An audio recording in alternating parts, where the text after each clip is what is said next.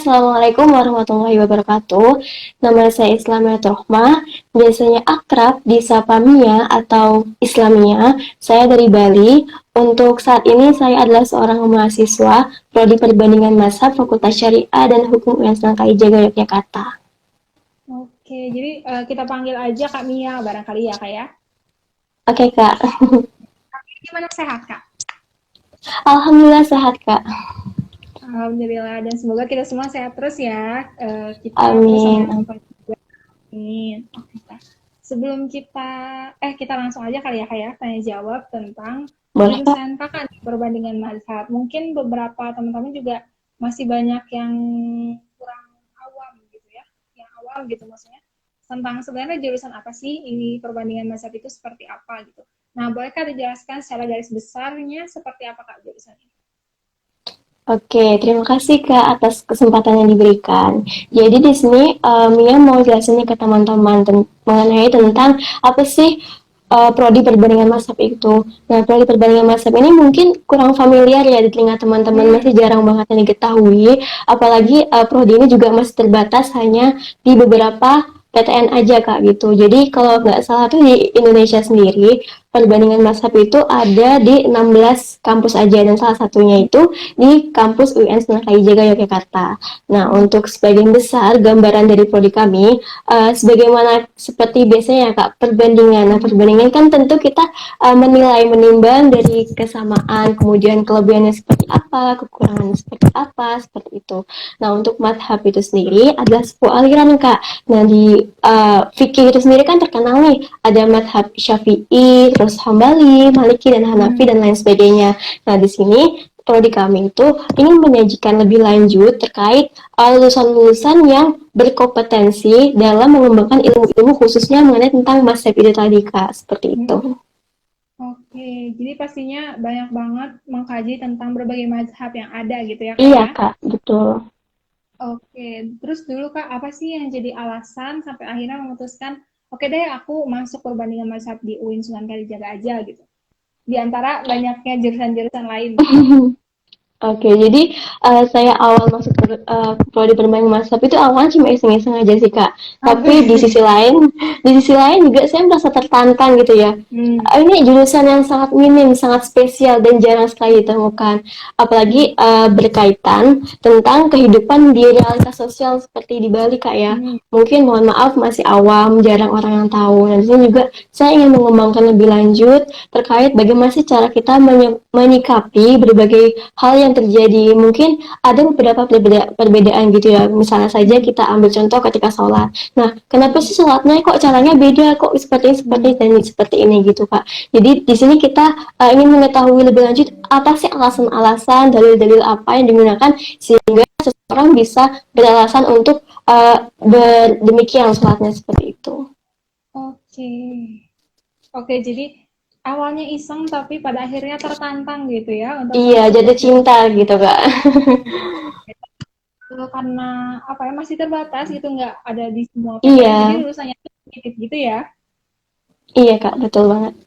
Oke, jadi pastinya eh, kita jadi makin kenal nih tentang jurusan ini sekarang ya. Nah, tadi Betul kita Kak. udah bahas nih cara garis besarnya jurusannya seperti apa gitu ya. Nah, kalau mata kuliahnya sendiri nih Kak, ada apa aja sih Kak? Terus yang paling khas gitu ya, apa?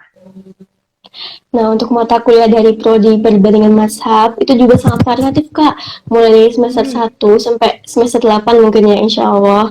Kalau bisa lebih cepat semester 7 gitu, Kak.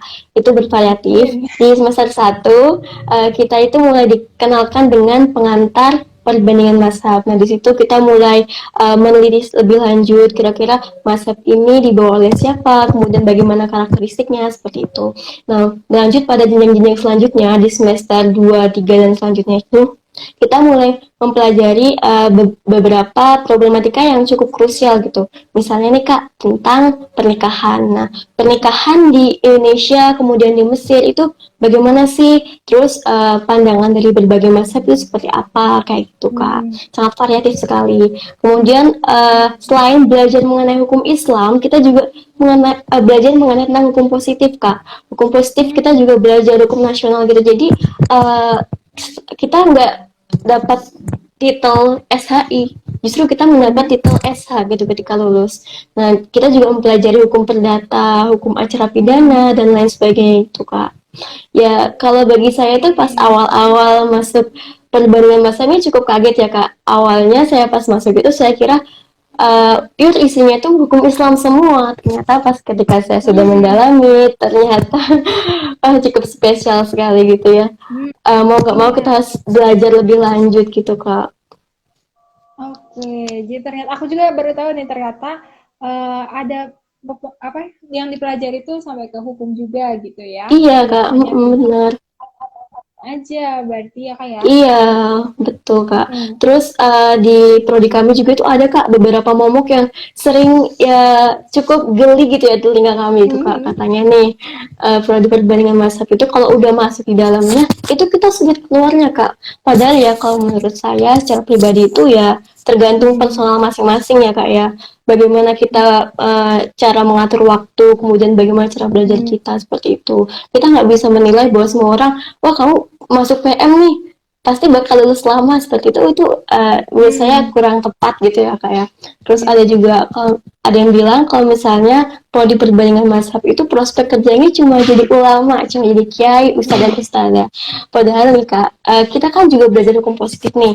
Tidak menutup Mhm. kemungkinan juga kita itu bisa menjadi konsultan hukum, kemudian menjadi Mhm. hakim juga bisa kak, notaris, kemudian advokat juga bisa kak gitu. Oke, jadi sebenarnya banyak gitu ya dan nggak sesempit yang dibayangkan sama orang-orang gitu ya, dan nggak apa ya stigma-stigma di luar tuh Iya, nggak bener gitu ya kak ya. iya kak. Oke, nah, terus kak di antara banyak mata kuliah gitu ya, yang paling berkesan banget atau enggak yang paling apa aduh struggle banget di mata kuliah ini gitu ya, mata kuliah apa tuh kak? Pas awal-awal masuk perbandingan masa nih pinginnya itu menghindari itu ya kak matematika awalnya, tapi Hmm. ternyata pas di perbandingan mazhab saya menemukan ilmu falak kak. Ilmu falak itu pastinya memakai matematika lagi, jadi mau nggak mau harus belajar kak. Nah di situ tapi saya merasa tertarik tuh ya, karena apa, Hmm. Hmm. pas di ilmu falak itu kita itu disuruh praktek mengenai tentang gimana sih cara mengukur arah kiblat, terus bagaimana posisi waktu sholat itu yang benar seperti apa dan lain sebagainya gitu kak. Banyak banget. Terus selain ilmu falak juga pas mata kuliah PPKN itu semester 1 kita disuruh itu kak wawancara juga, wawancara ke apa orang-orang sekitar, kemudian orang Hmm. awam, mahasiswa, terus dosen juga mengenai Hmm. tentang suatu permasalahan yang krusial pada saat itu. Terus ada Hmm. lagi itu pas mata kuliah perbandingan hukum zakat dan wakaf. Nah ini asik Hmm. kak. Di sini kita disuruh wawancara langsung nih sama beberapa pihak yang berkepentingan dalam sebuah lembaga zakat dan wakaf. Nah pas waktu itu kelompok kami dapat bagian di Lazisnu kak. Lazisnu lembaga Hmm. amil zakatnya milik Nahdlatul Ulama seperti itu. Hmm. Oke, berarti nggak hanya apa ya, nggak hanya belajar teori-teori di kelas gitu ya, tapi langsung Iya ya kak, kita juga terjun ke praktek. Iya. masyarakat ya. Mhm. Oke, nah Kak, selain tadi wawancara barangkali ya, karena boleh diceritain nggak salah satu mungkin pengalaman waktu praktek nih Kak? Pasti kan ketemu banyak orang baru ya waktu praktik ya. Iya kak. Boleh ceritain nggak? Bisa diulangi kak, terputus-putus. Mhm. Maaf, Oh ya. aku ulang ya. Oke Tentang kak. pengalaman praktikum Kak, salah satunya mungkin boleh dibagiin Kak.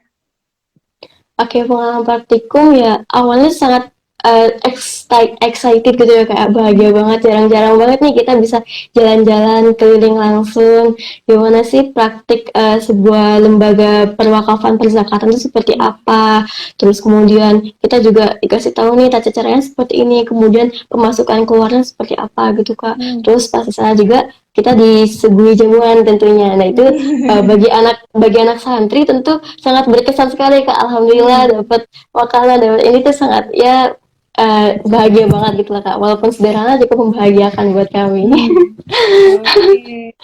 Jadi banyak apa ya? Banyak pesan baru gitu ya karena Iya, ketemu sama orang pengalaman baru. baru juga. Oke. Nah, biasanya apa sih Kak yang apa ya? Di ditanyakan gitu apa sih yang di apa yang dibahas di wawancara apakah isu-isu yang lagi in gitu ya di masyarakat tentang berhubungan dengan mata kuliahnya atau seperti apa biasanya? Oke, kalau misalnya di zakat dan wakaf itu kita langsung tanya nih untuk pengeluarannya ini seperti gimana, terus kemudian Hmm. tata cara alur kita kalau misalnya kita mau zakat mau wakaf itu apa, dan itu kita juga diceritain kalau misalnya dari Lazisno itu punya aplikasi tersendiri. Jadi kalau misalnya mau zakat maupun mau wakaf itu kita bisa secara online gitu ya kak, nggak langsung datang ke tempat gitu, dan mereka juga menyediakan fasilitas menjemput zakat seperti itu. Jadi kalau misalnya ada dari pihak yang memberikan zakat ingin memberikan zakat secara nggak langsung gitu ya, misalnya mau dijemput gitu kak, bisa aja kayak Ya. gitu, kita tinggal kontak-kontak aja lewat WA seperti itu kak. Oke, jadi banyak hal baru gitu yang dipelajari dan itu nanti dibahas di kelas, dipresentasikan atau biasanya seperti apa, Kak? Iya kak. Oke, nah tadi selain praktikum barangkali ya, Kak. Nah, kalau tugas-tugasnya nih, Kak, biasanya bentuknya seperti apa sih, Kak? Oke, kalau tugas-tugasnya itu juga variatif, Kak. Pas Hmm. kita dikasih tugas mengenai tentang hukum Islam, misalnya mengenai tentang tadi hukum keluarga ya, kita ganti mengenai tentang hukum misalnya fikih Indonesia. Fikih Indonesia kita juga pakai mazhabnya Indonesia nih. Misalnya kita pakai mazhabnya Pak Yudian seperti itu. Bukan mazhab sih sebenarnya, cuma pendapat-pendapat beliau kita kutip. Nah, untuk permasalahan misalnya mengenai hukum Islam, di sana kita juga dianjurkan untuk menggunakan rekomendasi kitab induknya kak. Misalnya itu Hmm. kitab, kalau kitab hadis Imam Bukhari, Imam Muslim seperti Hmm. itu. Kemudian apa kalau misalnya Imam Hambali, Ustadz Ahmad dan lain sebagainya seperti itu kak. Nah di situ juga kita dituntut untuk bisa belajar bahasa Arab secara lebih detail gitu ya kak. Mau nggak mau itu harus belajar lebih detail karena kan kita mengutip dari kitabnya langsung gitu kak, dan kitab-kitab yang Indo itu jarang banget terjemahannya, jadi mau nggak mau kita harus belajar bahasa Arab kak gitu. Oke, itu ada mata kuliahnya tersendiri nggak sih, Kak, untuk yang bahasa Arabnya? Atau misalnya kita belajar sendiri gitu? Iya kak, untuk mata kuliah bahasa Arab itu di semester 1 juga ada mata kuliah judulnya namanya bahasa Arab. Hmm. Kemudian di semester selanjutnya itu kita ada mata kuliah namanya Qiraatul Kutub kak. Nah di situ kita Hmm. mulai praktek nih, praktek membaca kitab yang sebenarnya seperti apa sih, benar atau salahnya. Kemudian nahwu sorofnya juga Hmm. uh, kita gitu di sana lah semuanya.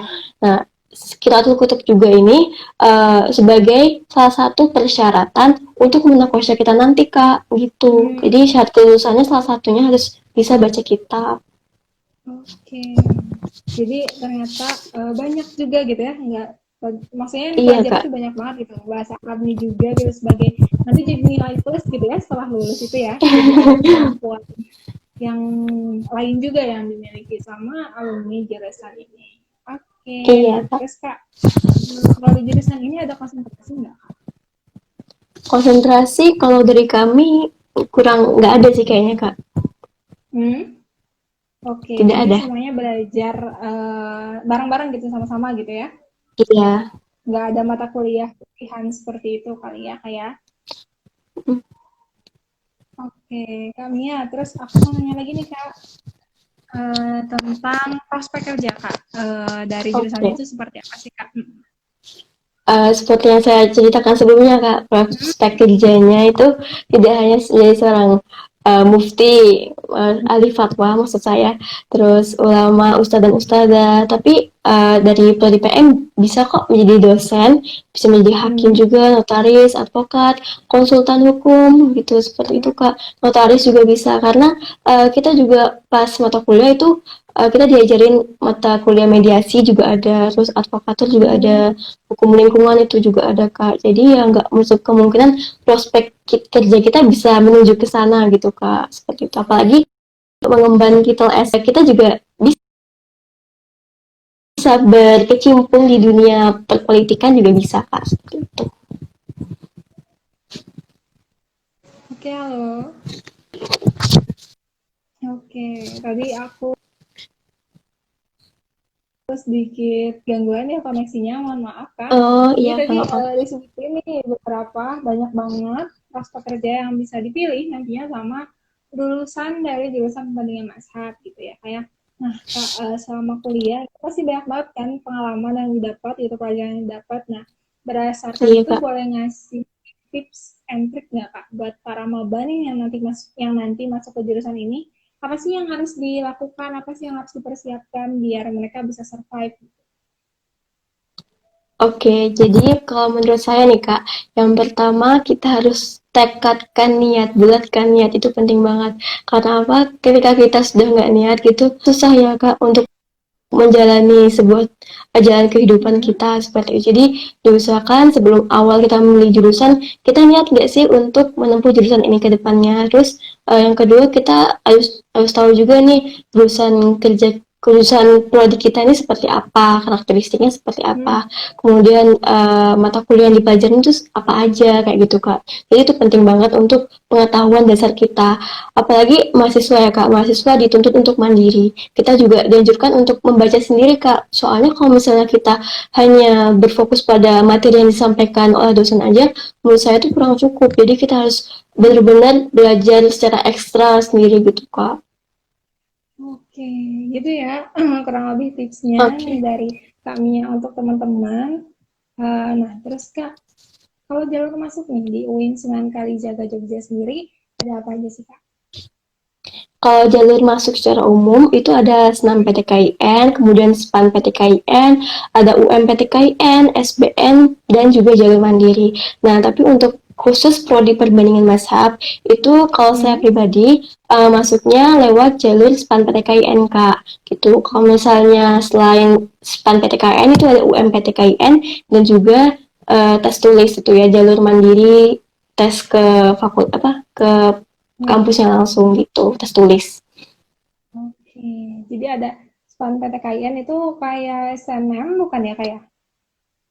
Iya, kalau misalnya dari jurusan yang umum itu kan senam PTKIN, tapi kalau misalnya yang keagamaan lebih basically lebih Hmm. ke SPAN PTKIN seperti itu Kak, Oke, jalur oke. undangan.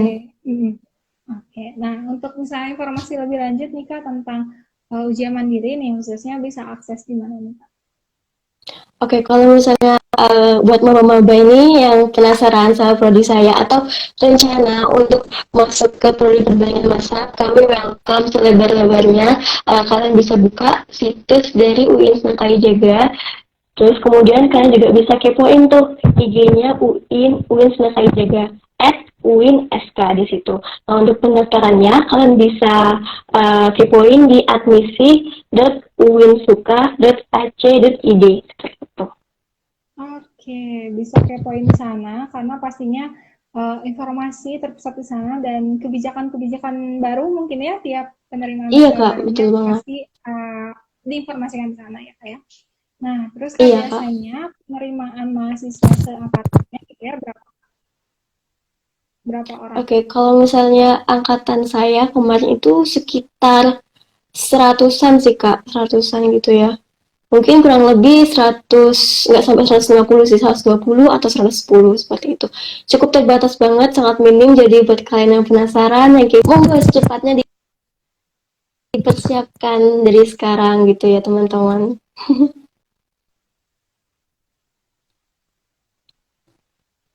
Oke, jadi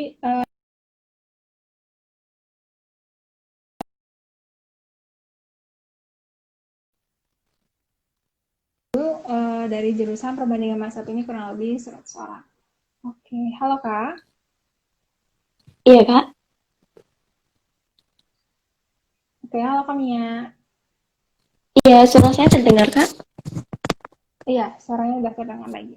Tadi Oke. suara aku ngilang ya? Apa gimana? Sempat terputus-putus sepertinya. Iya, nggak apa-apa. Kita lanjut lagi ya kak ya. Oke. Oke, Pertanyaan terakhir siap. nih kak. Pertanyaan terakhir nih kak dari aku tentang rencana dan harapan setelah lulus nih. Nanti seperti apa kak? Oke. Boleh di-share kak? Oh, boleh banget. Untuk rencana jangka pendeknya nih, doakan ya, Kak. Hmm. YouTube saya cepat cepat mencapai 1.000 subscriber dan 4.000 jam tayang gitu ya. Kalian bisa kepoin tuh YouTube aku. Hmm. Isinya tuh Boleh tentang tuh. tutorial-tutorial YouTube, kemudian terus ada Q&A juga ada. Itu nama YouTube-nya Islamiyatul Rohmah YouTube channel. Nah, kalian bisa kepoin di situ. Hmm. Terus untuk jangka kedepannya nih, Kak, setelah lulus nanti, doakan ya Kak. Saya rencana mau mondok lagi Kak, mau mondok di pesantren khusus tahfidzul Quran Hmm. seperti itu. Salah satu pesantren di Jombang seperti itu Kak. Udah nanti kalau misalnya udah 1 atau 2 tahun, insya Allah saya mau lanjut S2 seperti itu. Amin, amin. Semoga harapan sama rencana Amin. dan dimudahkan jalannya gitu ya. Amin ya. Amin Amin. ya. Amin. Juga bisa subscribe atau langsung ke channel YouTube-nya Kak Islam Miniatur. Tadi udah di-mention sama Gitu. kakaknya. Oke, Kak. Terbatasan waktu juga nih, kita harus segera mengakhiri live kali ini. Padahal banyak banget nih Oke Kak. informasi-informasi yang didapat nih dari kaminya tentang misalnya perbandingan mazhab yang ada di UIN Suka. Nah, Kak, boleh mungkin ada closing statement atau informasi tambahan nih dari Kakak untuk teman-teman, boleh Kak, silakan. Oke, untuk teman-teman nih yang lagi nonton, yang mahasiswa-mahasiswa dari kampus lain, bisa tuh kepoin IG-nya UIN Sangkai Jaga. Terus kalian juga harus tetap semangat nih, harus membuka wawasan baru mengenai tentang apa sih prodi perbandingan mazhab seperti itu. Dan untuk calon-calon mahasiswa baru nih, kalian untuk masuk ke jenjang selanjutnya untuk memasuki dunia perkuliahan, kalian harus siapkan semantap mungkin tujuan kalian, apa cita-cita kalian ke depannya itu harus segera dimantapkan seperti itu. Semangat terus. Oke, semangat terus teman-teman semua. Semangat juga nih Kak Mia untuk kuliahnya. Semoga Iya Kak, terima lancar gitu sampai nanti kasih. lulus ya. Amin. Amin, Oke, terima amin. kasih sekali lagi Kak Mia udah mau Terima kasih sharing-sharing juga tentang juga. jurusan perbandingan mazhab di UIN Suka. Terus ya Kak Mia ya.